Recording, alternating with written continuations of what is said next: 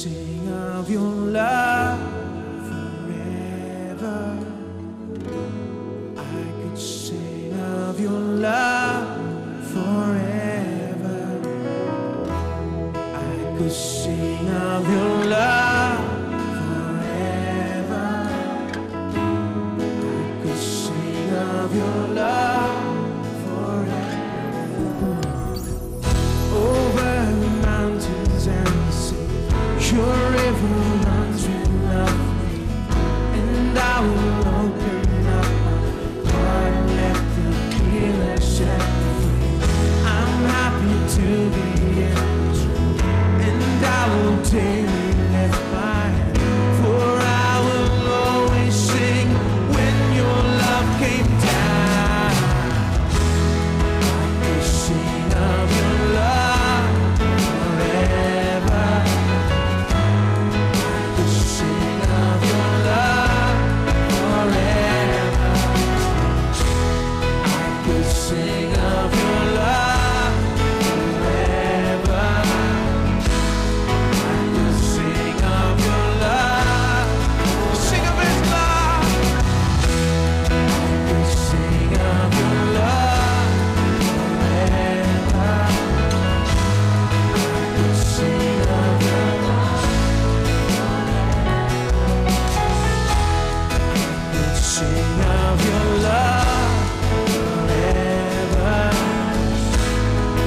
could sing of your love forever. Oh, I feel like dancing. It's foolishness, I know. When the world has seen no light, they will dance with joy like we're dancing now. Amazing love, how can it be that you, my King, should die for me? Amazing love, I know it's true. It's my joy to honor you. Amazing love, how can it be that you, my King, should die for me? Amazing love, I know it's true. It's my joy to honor you in all I honor you. In all I do, I honor you.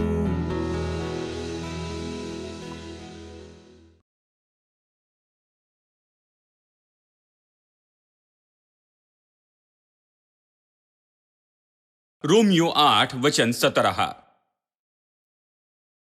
यदि संतान है तो वारिस भी, यदि संतान है तो वारिस भी, वरन परमेश्वर के वारिस और मसीह के संगी वारिस हैं, कि जब हम उसके साथ दुख उठाएं तो उसके साथ महिमा भी पाएं।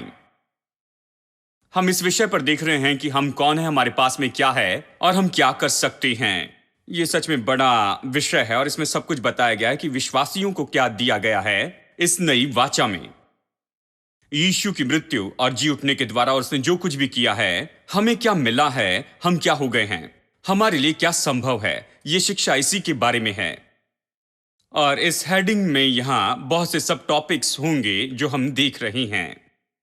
हमने देखा कि हम परमेश्वर की धार्मिकता है और देखा कैसे हम पाप से आजाद किए गए हैं। हमने देखा कि हम संत हैं और यह भी देखा कि इस जीवन में राज्य करने के लिए बने हैं। यह सब कुछ हमने देखा है। और बस कुछ दिनों पहले हमने इस बात को देखा है कि हम कैसे परमेश्वर की संतान हैं।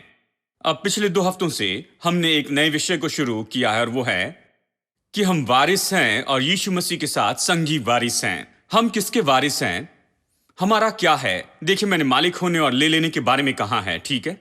देखिए, जब आप मालिक होने के बारे में निश्चित होते हैं तभी आप उसे लेते हैं।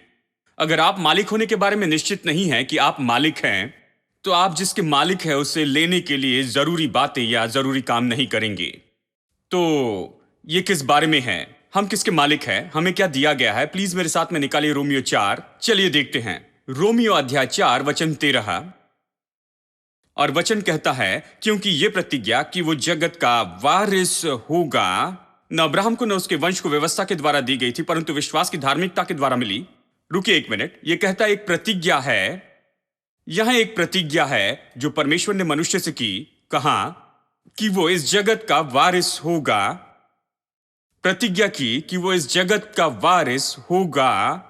क्या आप विश्वास करेंगे? मैंने इसे कभी नहीं सुना था, किसी ने इसके बारे में नहीं सिखाया था। मेरे पहचान के विश्वासी यही कहते थे कि इस संसार में कुछ नहीं, हमें स्वर्ग में जाना होगा, हमें यहां कुछ नहीं चाहिए, हम कुछ नहीं चाहते हैं, हम स्वर्ग के हैं, सिर्फ स्वर्ग में जाना होगा। तो हम स्वर्ग पर ही गौर कर रहे थे और पृथ्वी की बात को पूरी तरह चूक गए। लेकिन जब मैं इस दृष्टिकोण से देखने लगा, तब मैं जानने लगा कि परमेश्वर ने पृथ्वी को क्यों बनाया है। उसने इसे इतना सुंदर और इतना अद्भुत क्यों बनाया? उसने हमें क्यों रखा यहां इस पृथ्वी पर? मनुष्य क्यों? पृथ्वी पर क्यों? पाप करने के बाद भी क्यों? परमेश्वर ने मनुष्य से हिम्मत नहीं हारी, पृथ्वी को नहीं छोड़ा। इसके बजाय कि हम सबको स्वर्ग में ले जाए, कि वहां पर कोई भी समस्या ना हो, वो स्वर्ग से नीचे आया, अपने इकलौते पुत्र को भेजा यहां पर इस पृथ्वी पर, और उसने मनुष्य का रूप लिया और आकर हमारे साथ वास किया और हमारे लिए वो मरा। तो जब आप इन बातों को सोचते हैं तो निश्चय इसके पीछे एक उद्देश्य को देखते हैं कि पृथ्वी जो है ये परमेश्वर के उद्देश्य के लिए, और हमें इस पूरी पृथ्वी को लेना है। परमेश्वर संसार से प्रेम करता है और उसने इसे एक उद्देश्य के साथ में बनाया है, इसे हमारे हाथों में सौंप दिया है। और शैतान ने हथियाना चाहा और उसने कोशिश की अतिक्रमण करके यहां आकर इन सारी चीजों को हथियाना चाहा, पर हमें मालिक होने को स्थापित करना है और हमें समझना होगा कि सारी चीजों के हम असली मालिक हैं, कि हम जगत के वारिस हैं। लेकिन लोग कहते हैं ये प्रतिज्ञा तो अब्राहम से है। भाई, अब्राहम कौन है? उसका वंश कौन है? ये तो अब्राहम और उसके वंश के लिए है। बाइबल स्पष्ट बताती है, हमारे लिए नहीं, ये उसके और उसके वंश के लिए है। तो वो कहते हैं ये यहूदी लोगों के लिए है। परमेश्वर के पास यहूदियों के लिए विशेष उद्देश्य है, तो इसे भूल जाइए, हमारे लिए नहीं है। चलिए वचन 16 पढ़ते हैं और यहां आप इसके बारे में ज्यादा विवरण पाएंगे। इसी कारण प्रतिज्ञा विश्वास पर आधारित है कि वह उसके सब वंशजों के लिए दृढ़ हो। यहां पर यह कहता है कि परमेश्वर ने उसकी प्रतिज्ञा तक पहुंच दी है। विश्वास से आप पहुंच सकते हैं, आप इस प्रतिज्ञा को ले सकते हैं कि इस जगत के आप वारिस होंगे। आप इसे ले सकते हैं विश्वास से और किसी दूसरे माध्यम से नहीं। देखिए, यहां पर पुराने नियम के बारे में कह रहा है कि यहूदी लोग और वो सब जो लोग थे, वो जो विधियां करते थे, हमें वो सब नहीं करना है। ये विश्वास से है कि ये अनुग्रह के द्वारा हुआ, ताकि अंत में ये जो प्रतिज्ञा है सभी वंश के लिए हो। ये दर्शाता है कि ये जो वंश है ये तो केवल यहां पर अब्राहम का शारीरिक वंश नहीं है, इसमें उससे भी ज्यादा ये कहता है सब वंशों को। तो ये सब कौन है? कहता है न केवल उसके लिए जो व्यवस्था वाला है, वरन उनके लिए भी जो अब्राहम के समान विश्वास वाले हैं। वही तो हम सब का पिता है। पौलुस अन्य जातियों को लिख रहा है, ऐसे लोग जो यहूदी नहीं थे, वो उन्हें पत्र लिख रहा है। वो कह रहे हैं कि हम तो यहूदी नहीं, और तू यहां पर अब्राहम की आशीष के बारे में लिखता है। तू कह रहा है कि प्रतिज्ञा जो अब्राहम और उसके वंश से की गई है, लेकिन मैं तो अब्राहम के परिवार से नहीं हूं, तो मुझे छोड़ दो, भूल जाओ इसे। कहते हैं मुझे नहीं लगता ये मेरे लिए है, लेकिन पौलुस लिखकर ये कहता है, वो कहता है नहीं नहीं नहीं, सभी वंशों के लिए ये प्रतिज्ञा है। और इसलिए यहूदी रीति रिवाज को मानने के कारण ये नहीं होता है कि इस प्रतिज्ञा तक पहुंच पाएंगे, लेकिन विश्वास से जो प्रतिज्ञा किया है वो सब पाएंगे, कि जो प्रतिज्ञा है वो सभी वंशों को मिल जाए। और सब वंशों का मतलब है कि इस वंश में और भी ज्यादा है, केवल अब्राहम का वंश ही नहीं है। इस वंश में और भी क्या है? हर एक व्यक्ति जिसमें अब्राहम का सा विश्वास है, वो अब्राहम का वंश है, और ये प्रतिज्ञा उन्हीं की है। अगर इसके बारे में निश्चित नहीं है तो इसे स्थापित करना होगा, मालिक होने को स्थापित करना होगा। देखिए गलातियों अध्याय 3 और इसे पढ़ते हैं कि हम देखें कि ये हमारे ही बारे में कह रहा है, केवल यहूदी नहीं और कुछ अब्राहम की संतान के बारे में ही नहीं। गलातियों अध्याय 3 चलिए वचन 7 से पढ़ते हैं। अतः ये जान लो कि जो विश्वास करने वाले हैं वे ही अब्राहम की संतान हैं। फिर से अन्य जातियों को वो लिखता है, वो कहता है, उन्हें बताता है, अतः तुम ये जान लो, अच्छा है कि तुम ये जान लो कि जो विश्वास करते हैं वही अब्राहम के वंश है, और केवल वो नहीं जो जन्मे हैं अब्राहम के वंशावली में। वो जो विश्वास से हैं, मतलब जिन्होंने विश्वास किया अब्राहम के विश्वास के साथ, वो जो परमेश्वर के पास विश्वास से आए हैं, जैसे अब्राहम आया था, वो जो विश्वास से हैं वही तो अब्राहम के वंश हैं। अब्राहम के वंश कौन है? कोई भी जो परमेश्वर के पास विश्वास से आता है, केवल यहूदी नहीं, कोई भी जो परमेश्वर के पास विश्वास से आता है वो अब्राहम का वंश है। वचन 9, इसलिए जो विश्वास करने वाला है वे विश्वासी अब्राहम के साथ आशीष पाते हैं। अब जबकि हम अब्राहम के वंश हैं तो हमने निश्चय ही आशीषें प्राप्त की हैं। यही तो पुत्रत्व की पूरी बात है जिसके बारे में चर्चा की है। रोमी कानून में मैंने आपको बताया, जब बच्चे को गोद लिया जाता है, उस बच्चे को डॉक्यूमेंट दिया जाता है ये बताते हुए कि अब ये बच्चा वारिस है इस परिवार की सारी चीजों के लिए, ये असली पुत्र है, केवल गोद लिया हुआ नहीं कि वहां पर रहे और उसे खाने के लिए कुछ मिले, नहीं, उसके पास में वहां पर परिवार की सारी चीजों तक पहुंच होती है। वो उस परिवार का एक भाग हो जाता है और उसके पास में समान अधिकार है उस परिवार में और उस संपत्ति में जो उस परिवार की है और उस परिवार की जो चीजें हैं उनके लिए। गोद लेने का मतलब ये है रोमी लोगों के लिए। रोमी कानून के अनुसार पौलुस इसके बारे में सोचता है, कहता है तुम्हें पुत्र के रूप में स्वीकार किया गया, परमेश्वर के परिवार में बुलाया गया, तुम यहूदी नहीं, तुम्हें बाहर से लाया गया है, इसलिए गोद लिया शब्द उपयोग हुआ, तुम्हें बाहर से लाया गया है। लेकिन कुछ भी हो, नैतिक रूप में तुम सारी चीजों के वारिस हो जो परमेश्वर के पास है। अगर अब्राहम सारी चीजों का वारिस है और उसका वंश जगत का वारिस है, तो तुम भी जगत के वारिस हो, क्योंकि तुम्हें गोद लिया गया और परमेश्वर के परिवार में लाया गया है। अब चलिए वचन 27 देखते हैं। इसलिए तुम में से जितनों ने मसीह में बपतिस्मा लिया है उन्होंने मसीह को पहन लिया है। अब ये कह रहा है पानी के बपतिस्मे के बारे में नहीं, मसीह में बपतिस्मा। ये पानी में बपतिस्मा नहीं है, वो अलग बात है। मसीह में बपतिस्मा मतलब आप आकर मसीह का भाग हो जाते हैं, मसीह आप में और आप मसीह में। बदलाव का अनुभव बस इसी के बारे में है। तो वो कहता है तुम में से जितनों ने मसीह में बपतिस्मा लिया है, इसका मतलब वो सब जिन्होंने उद्धार पाया, वो सब लोग जो परमेश्वर की संतान है विश्वास करने के द्वारा। और तुम तो यहां पर मसीह में डुबोए गए हो, तुमने मसीह को पहन लिया है। और कहता है न कोई यहूदी है न यूनानी। देखिए ये नाश करता है उस सारे फर्क के विचार को यहूदी और यूनानी के बीच। वो कहता है इसलिए अभी कोई न यहूदी है न कोई यूनानी और न कोई दास है न कोई स्वतंत्र है। उन दिनों में गुलाम हुआ करते थे और मालिक होते थे, और विश्वासी लोग कई बार गुलामों के मालिक थे और कई बार गुलाम भी थे। तो वो कहता है न कोई दास न कोई स्वतंत्र, सभी को लिखता है। और फिर वो कहता है न कोई नर और न कोई नारी है। जहां तक परमेश्वर की आशीष को पाने की बात आती है, नर और नारी का भी फर्क नहीं। जब आशीष की बात आती है, परमेश्वर नहीं देखता कि आप नर हैं या नारी हैं, स्त्री या पुरुष हैं। जानते हैं, नहीं, कोई फर्क नहीं पड़ता। विश्वास से आप पाते हैं, कोई फर्क नहीं पड़ता स्त्री हो या पुरुष हो। विश्वास क्या आपके पास है? अगर आपके पास अब्राहम का विश्वास है, चाहे आप स्त्री हो तो भी आशीष पाएंगे। ठीक है, ठीक है। न कोई यहूदी है न कोई यूनानी, न दास न स्वतंत्र, न कोई स्त्री है न कोई पुरुष है, तुम सब मसीह यीशु में एक हो। अब वचन 29 देखिए, और यदि तुम मसीह के हो तो अब्राहम के वंश हो और प्रतिज्ञा के अनुसार वारिस भी हो। तो उसने इसे स्थापित किया है और इसमें कोई संदेह नहीं है।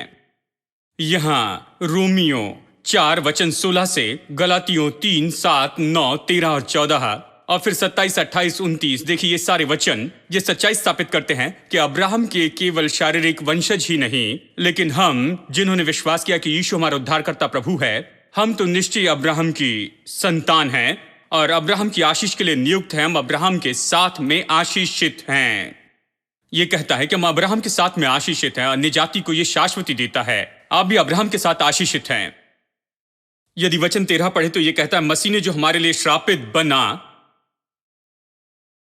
हमें मोल लेकर व्यवस्था के श्राप से छुड़ाया, क्योंकि लिखा है जो कोई काट पर लटकाया जाता है वो श्रापित है। यह इसलिए हुआ कि अब्राहम की आशीष मसीह यीशु में अन्य जातियों तक पहुंचे। यही तो बात है, यीशु क्यों मरा? ताकि अब्राहम की आशीष अभी सभी लोगों पर आ जाए, अन्य जातियों पर आए, केवल अब्राहम के वंश पर ही नहीं पर अन्य जाति पर आ जाए। इसलिए इस वचन में उसने ये सत्य स्थापित किया कि हम मसीह यीशु में विश्वासी हैं, हम सब परमेश्वर की संतान हैं और सच में अब्राहम के वंश हैं, और इसलिए हम अब्राहम के साथ में आशीषित हैं। आप पूरे जगत के वारिस हैं, पूरा संसार तो आपका है। इसके बारे में सोचिए, सब कुछ आपका है। पौलुस इसके बारे में बताता है, इसे हम बाद में देखेंगे। कहता है सब कुछ तुम्हारा है, कुछ लोग कहेंगे भाई लेकिन, कोई लेकिन नहीं है, सब कुछ तो आपका ही है, सब कुछ आपका ही है। क्या लगता है परमेश्वर ने सब किस लिए बनाया? हमारे लिए बनाया। इस संसार की हर एक चीज तो निश्चय ही परमेश्वर के लोगों के हाथ में स्रोत के रूप में बनी हुई है, हमारे लिए बनाया। और इसीलिए बाइबल कहती है कि दुष्ट का जो धन है वो तो धर्मियों के लिए रखा गया है। अब ये वहां रखा गया है, किसी ने हाथ नहीं लगाया। और मसीह विश्वासी कहते हैं खैर वो वहां पर रखा गया है, जानते हैं वो तो स्वर्ग से नीचे नहीं आएगा, किसको इसकी जरूरत है, हम स्वर्ग में जाएंगे, संसार ही इसे रखे। और इस तरह की मनोदशा हम रखते हैं। हमने उन सारी चीजों को बिल्कुल हाथ भी नहीं लगाया, तो सारे पापी खुश हैं, वो उसका आनंद उठा रहे हैं और वो हमारी चीजें उपयोग कर रहे हैं। और हम सोचते हैं कि हमें उन चीजों की जरूरत नहीं, हमें वो नहीं चाहिए, और हम इसके लिए मानो पूरी सीमा पार कर चुके हैं। हम कहते हैं अगर हम वो सारी चीजें ले ले तो हम स्वर्ग में नहीं जाएंगे, क्योंकि ये मानो जैसे ऊंट सुई के अंदर जाने की कोशिश करता है। और एक धनी के लिए परमेश्वर के राज्य में प्रवेश करना बहुत मुश्किल होता है। मुझे कुछ भी नहीं चाहिए, क्योंकि पतरस गरीब था, पौलुस गरीब था, और यीशु भी गरीब ही था, और वो चरनी में जन्मा, उसे वहां पर जानवरों के बीच में रहना पड़ा। और जानते हैं हम सभी को गरीब बनाते हैं और अंत में यीशु को भी गरीब बनाते हैं हमारी सुलभता के लिए, ताकि हम अपनी गरीबी के लिए कोई बहाना बना सके। यह भयानक है। देखिए, ये सच में हमने जो किया वो भयानक है। बाइबल में बताइए जहां पर लिखा है यीशु गरीब था, बाइबल कहती है हालांकि वो धनी था। इस तरह शुरू होता है, आप बाइबल पढ़िए। हालांकि वो धनी था, वो तो कंगाल बना कि हम लोग धनी हो सके। देखिए, यीशु का कंगाल होना ये तो इस संसार में आने के द्वारा नहीं हुआ। वो कंगाल बना उस क्रूस पर, बिल्कुल वैसे जैसे वो क्रूस के ऊपर पाप बना कि मैं धर्मी हो जाऊं। वो क्रूस पर वहां पर कंगाल बना कि मैं उसके इस काम के द्वारा धर्मी हो जाऊं। अगर वो इस संसार में आने से कंगाल बनता है तो इससे मुझे कोई लाभ नहीं होता है।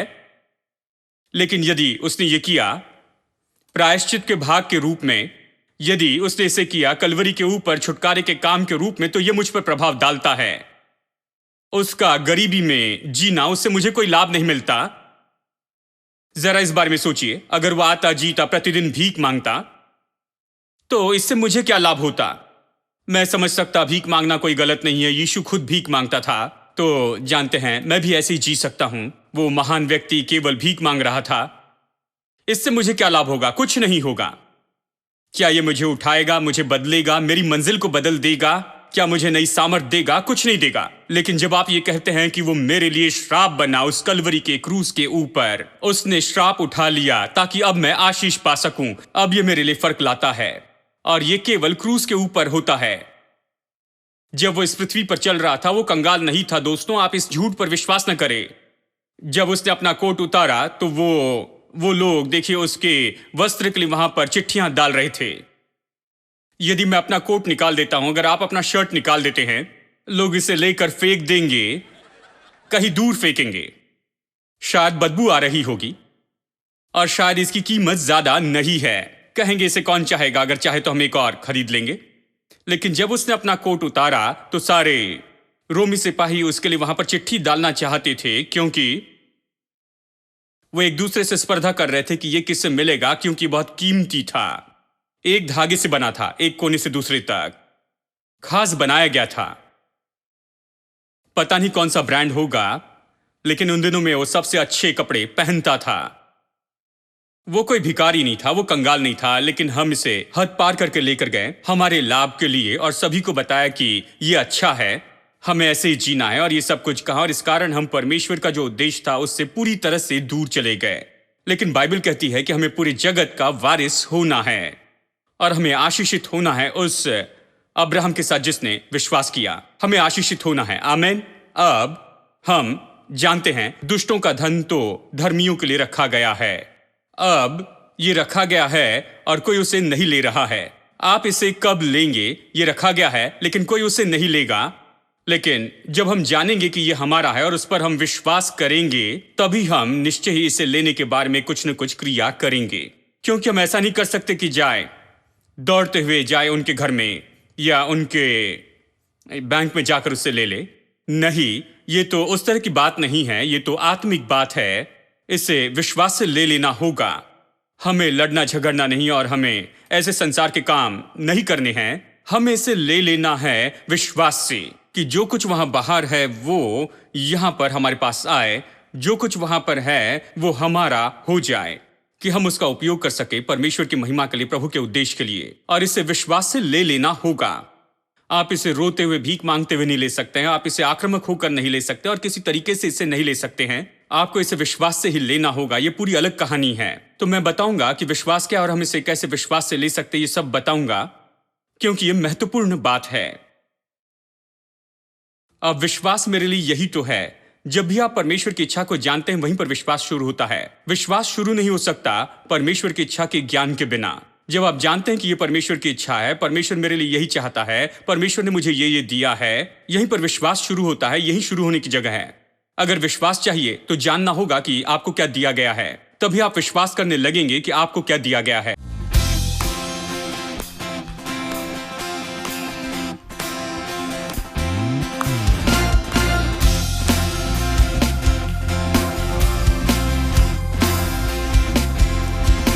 Every day with you, Lord, sweeter than the day before. Every day with you, Lord, sweeter than the day before. Every morning I will worship, every evening I'll adore. Every day with you, sweeter, sweeter than the day before.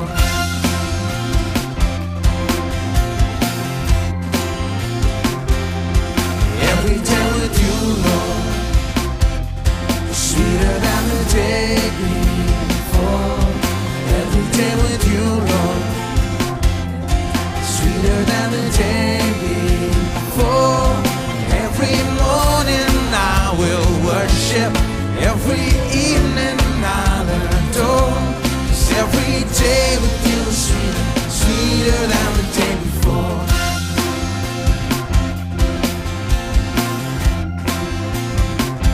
What a privilege to know you like I know you, to be loved like you love me. What an honor to worship, truly worship, from this heart that you have freed. From the rising of the sun to the setting of the same. Every day with you, Lord, sweeter than the day before. Every day with you, Lord, sweeter than the day before. Every morning I will worship, every evening I'll adore. 'Cause every day with you is sweeter, sweeter than the day before. What a wonder to live like. What a wonder to live like, really live like, overcoming anything. What a reason to live, to freely live, to every day, my everything.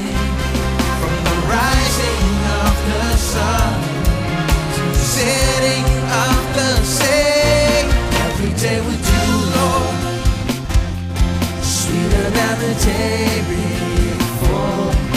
Every day with you, Lord, sweeter than the day before. 'Cause every morning I will worship, every evening I'll adore. 'Cause every day with you is sweeter, sweeter than the day before. Let's keep clapping our hands. We're gonna sing and you'll repeat after us. Right? Repeat after me.